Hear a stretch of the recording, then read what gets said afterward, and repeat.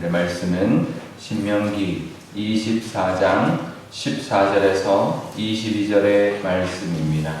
신명기 24장 14절에서 22절의 말씀입니다. 제가 봉독하겠습니다. 공궁하고 비난한 품꾼은 너희 형제든지 내 땅 성문 안에 우거하는 객이든지 그를 학대하지 말며 그 품삯을 당일에 주고 해진 후까지 미루지 말라. 이는 그가 가난함으로 그 품삯을 간절히 바람이라. 그가 너를 여호와께 호소하지 않게 하라. 그렇지 않으면 그것이 내게 죄가 될 것임이라. 아버지는 그 자식들로 말미암아 죽임을 당하지 않을 것이요 자식들은 그 아버지로 말미암아 죽임을 당하지 않을 것이니 각 사람은 자기 죄로 말미암아 죽임을 당할 것이니라. 너는 객이나 고아의 송사를 억울하게 하지 말며 가부의 옷을 전당 잡지 말라. 너는 애굽에서 종되었던 일과 내 하나님 여호와께서 너를 거기서 속량하신 것을 기억하라. 이러므로 내가 내게 이 일을 행하라 명령하노라. 내가 밭에서 곡식을 벨 때 그 한 뭇을 밭에 잊어버렸거든 다시 가서 가져오지 말고 나그네와 고아와 과부를 위하여 남겨두라. 그리하면 내 하나님 여호와께서 내 손으로 하는 모든 일에 복을 내리시리라. 내가 내 감람나무를 떤 후에 그 가지를 다시 살피지 말고 그 남은 것은 객과 고아와 과부를 위하여 남겨두며 내가 내 포도원에 포도를 딴 후에 그 남은 것을 다시 따지 말고 객과 고아와 과부를 위하여 남겨두라. 너는 애굽 땅에서 종되었던 것을 기억하라. 이러므로 내가 내게 이 일을 행하라 명령하노라. 아멘. 네, 잠깐 기도하겠습니다. 아버지 하나님, 오늘도 하나님 말씀 듣고 오늘도 하나님과 동행하며 하나님의 은혜를 구하고 그 은혜를 받으며 살아가기를 원하여 이곳에 나왔습니다. 하나님 친히 말씀하여 주시고 그 음성을 들을 수 있는 그 혜택과 그 은혜를 오늘도 누리며 살게 하여 주옵소서. 감사드리며 예수님의 이름으로 기도드리옵나이다. 아멘. 네, 오늘도 가난한 자들, 약한 자들에 대한 그 배려의 말씀을 계속해주고 있습니다. 그 첫 번째는 가난한 품꾼을 이제 공궁하고 비난한 품꾼을 학대하지 말라라는 말씀이 14절에 나왔고요. 15절에 보면 품삯을 당일에 주라라고 말을 합니다. 그러면서 15절에 보면 해진 후까지 미루지 말라고 하는데요. 이 당시 이스라엘의 그 하루 개념은 해가 지면 날짜가 바뀌었습니다. 그래서 이제 그러니까 당일에 주라라는 해지기 전에 주라는 말과 당일에 주라는 말이 같은 말인 거죠. 왜냐하면 가난하기 때문에 하루 벌어서 하루 살아서 그날 품삯을 그날 줘야 된다는 거죠. 근데 만약에 그렇지 않으면 15절 뒷부분에 보면 이렇게 말을 합니다. 그가 여호와께 호소하게 될 거다. 만약에 이제 간절히 그 바라는 것을 어떤 그 모습들을 이제 하지 않아서 만약에 그 모습을 하나님께 호소하게 되면 그것이 너희의 죄가 될 것이다라고 하는 거죠. 그러니까 이제 가난한 사람들에게 좀 억울하게 만들 때 그 가난한 사람들이 하나님 앞에 이렇게 호소를 하면 그것이 죄가 된다라는 것입니다. 우리 가난한 사람들을 보면 억울할 때가 많이 있습니다. 그죠? 억울함을 당할 수밖에 없는 약자이고 이제 을이기 때문에 늘 그런 이제 억울함을 당하기도 하고 학대당하기도 하고 그런데요. 오늘 말씀에도 보면 14절에 보면 내 형제든지 내 성문 안에 우거하는 객이든지 학대하지 말라. 이제 잘 대해줘라라고 하는데요. 우리나라에서도 요즘 이제 노동자들 중에 이주 노동자들이 있죠. 이제 그런 노동자들을 좀 이렇게 학대하거나 이제 함부로 대하거나 품삯을 잘 주지 않거나 이제 체불하는 경우도 참 많이 있습니다. 이제 이때 이미 그러지 말라라는 거죠. 하나님께서 그런 사람들을 그 형제뿐만 아니라 이 타국에서 온 그런 노동자들도 잘 대해주라, 이제 똑같이 대해주라, 품삯을 제대로 주라, 억울하지 않게 만들어 주라라고 하는 거죠. 그들이 일했기 때문에 이런 대가를 줘야 되는 건 당연한데요. 근데 이 사회 구조상 그렇지 못할 때가 있고 어떤 그 이제 갑의 입장에 있을 때는 얼마든지 또 갑질을 할 수 있는 것이 사람이기 때문에 그렇죠. 그래서 율법으로 정해놓은 것인데요. 이것은 우리에게도 마찬가지입니다. 우리도 살다 보면 억울할 때가 있거든요.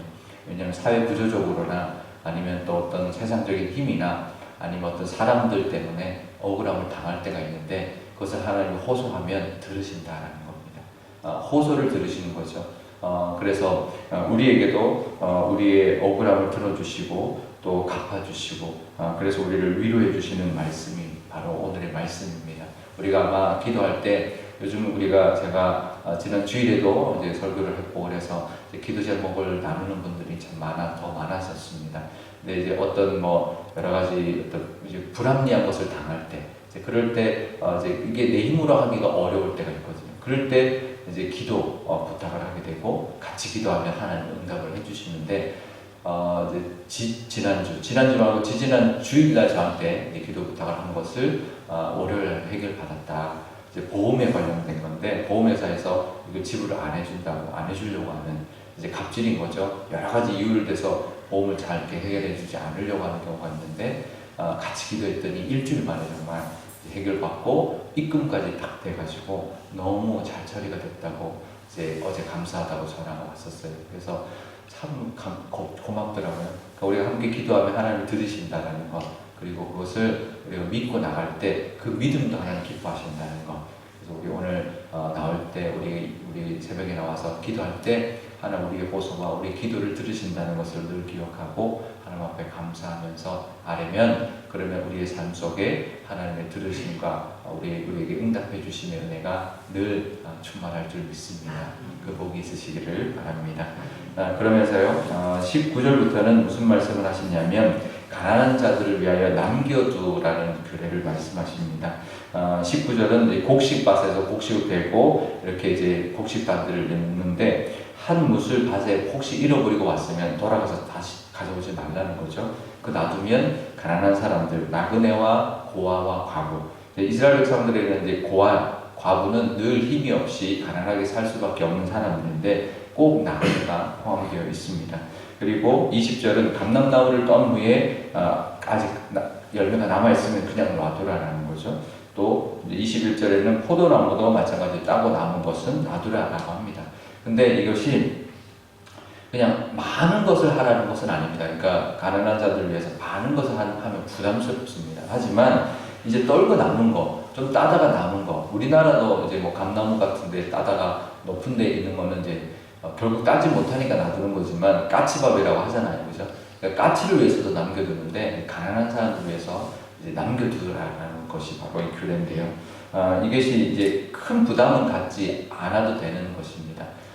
이제 예전에 우리 그 교회 김동호 목사님이 이제 이 말씀을 보면서 가난한 사람들에 대한 구제를 어떻게 해야 될까 기도하는 중에 이제 뭘 가르쳐 줬냐면 이게 여분의 것이구나. 그래서 이제 잔돈이 생기거나 그러면 이제 그걸 우리가 이제 이삭줍기라고 해서 이삭을 주울 수 있도록 떨어진 이삭을 줍지 말라. 가난한 사람들 주워가게 하자라고 하는 그 말씀으로 이제 이삭줍기라는 헌금을 시작했습니다. 그래서 잔돈이 생기면 이제 저축에 놔뒀다가 헌금하는 거죠. 그러니까 왜냐하면 잔돈 정도는 우리가 얼마든지 하는데 근데 그게 모이면 커집니다. 그리고 이게 온 교인으로 확대되면 이게 꽤 큰 액수가 구제헌금으로 모이게 되는데요.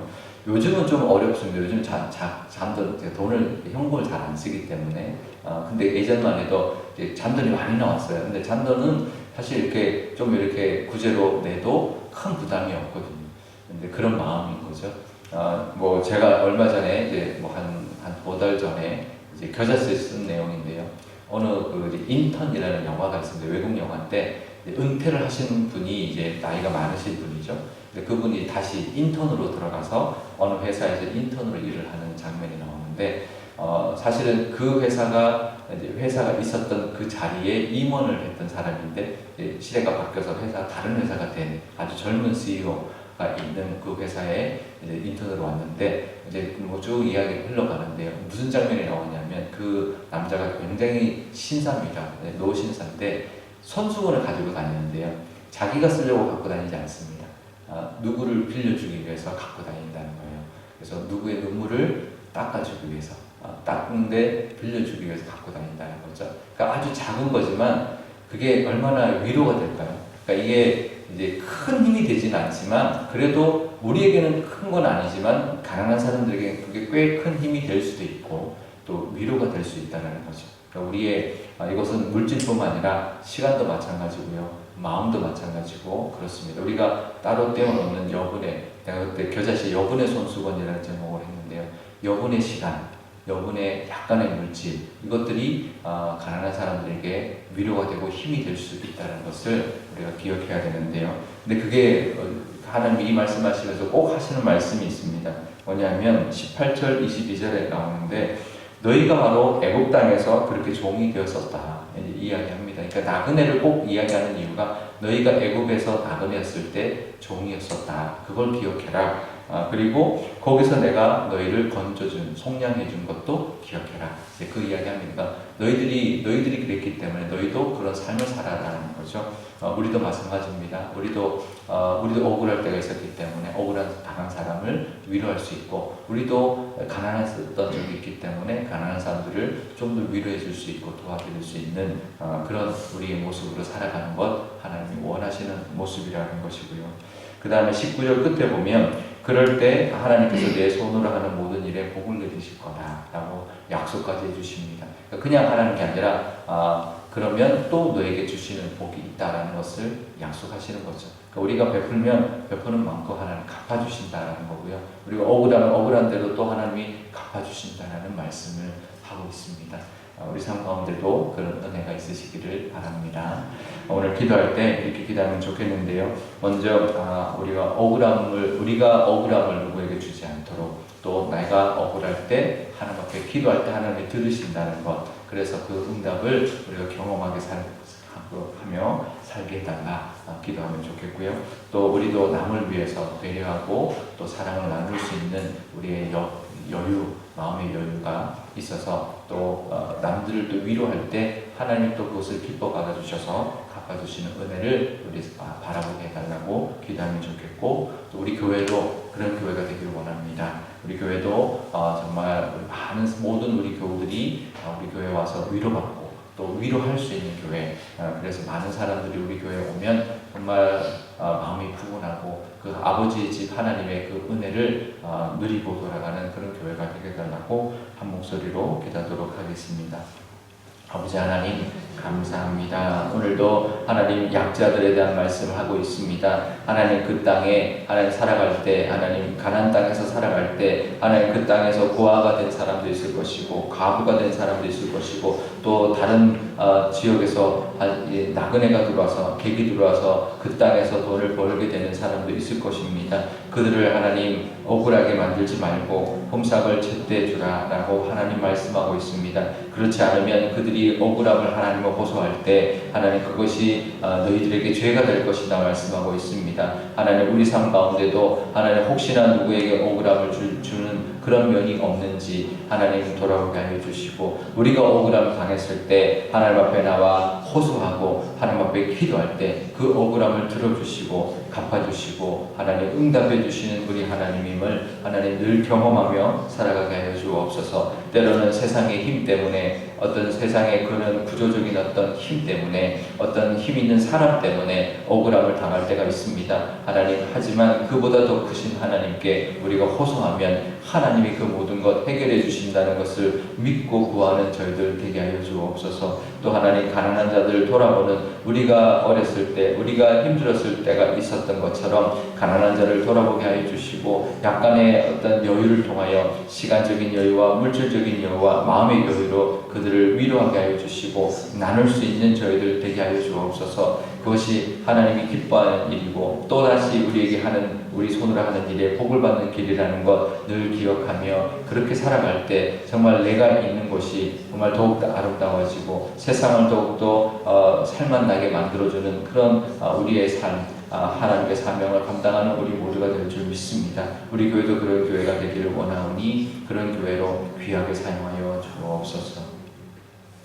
아버지 하나님 감사합니다. 오늘 이 시간 하나님 우리에게 주시는 그 말씀이 있을 줄 압니다. 우리가 오늘 나와 기도하는 기도 제목 중에는 하나님 우리의 억울함, 어떤 우리 힘으로는 어찌할 수 없는 그런 문제들이 있어서 나온 줄 압니다. 하나님께 그 모든 것을 맡기고 정말 그 모든 것보다 어떤 세상의 어떤 구조적인 문제, 세상의 어떤 힘의 문제, 어떤 세상적으로 더 힘을 가진 사람의 문제일지라도 하나님이 그보다 크신다는 것 하나님 우리가 믿습니다. 그래서 하나님 앞에 아뢰오니 하나님 우리의 이 믿음을 기뻐받아 주옵소서. 그래서 하나님 우리의 기도를 들어주시고 응답해 주시는 하나님의 그 은혜를 경험하며 살아가는 우리 모두가 되게 하여 주옵소서. 우리가 살아갈 때마다 하나님께서는 그 모든 것을 다 들어주시는 줄 압니다. 그럴 때 또 어려울 때 또 하나님이 응답해 주셨고 그 응답의 은혜로 살아갈 뿐만 아니라 그 응답의 은혜를 하나님 또 나눌 수 있는 우리의 믿음 되게 하여 주옵소서.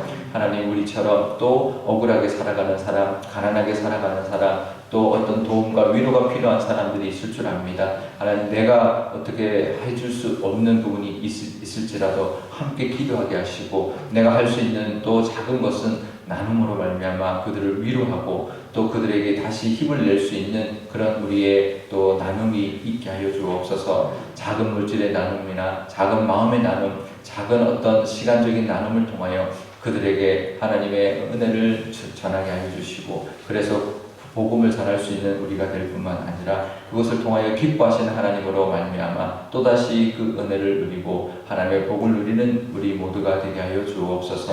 우리 교회를 위해서도 기도합니다. 우리 교회에 오는 모든 가정과 모든 교우들이 하나님 그 은혜를 받게 하여 주옵소서. 분명히 세상 일주일을 살다가 하나님 앞에 나올 때 하나님 참 힘들었던 것들 있을 줄 압니다. 나와서 하나님 앞에 아릴 때 위로함 주시고 다시 회복을 받는 그런 은혜가 넘쳐나는 교회 되게 하여 주옵소서. 그래서 누구든지 우리 교회에 오면 하나님의 위로뿐만 아니라 교우들의 위로를 받고 다시 힘을 낼 수 있는 그런 우리의 믿음의 공동체가 되게 하여 주옵소서. 그래서 하나님의 그 사랑이 우리 교회에 넘쳐나며 또 하나님의 은혜가 넘쳐나고 간증이 넘쳐나고 함께 기도함으로 말미암아 응답이 넘쳐나는 그런 교회가 될 때 정말 우리 교우들도 기뻐할 뿐만 아니라 우리 교회 오는 모든 사람들이 그 복을 누릴 줄 믿습니다.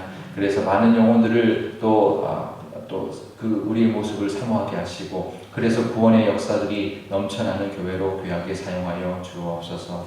감사드리며 예수님의 이름으로 기도드리옵나이다. 아멘. 주기도문 하겠습니다. 하늘에 계신 우리 아버지, 아버지의 이름을 거룩하게 하시며 아버지의 나라가 오게 하시며 아버지의 뜻이 하늘에서와 같이 땅에서도 이루어지게 하소서. 오늘 우리에게 일용할 양식을 주시고 우리가 우리에게 잘못한 사람을 용서하여 준 것 같이 우리 죄를 용서하여 주시고 우리를 시험에 빠지지 않게 하시고 악에서 구하소서. 나라와 권능과 영광이 영원히 아버지의 것입니다. 아멘.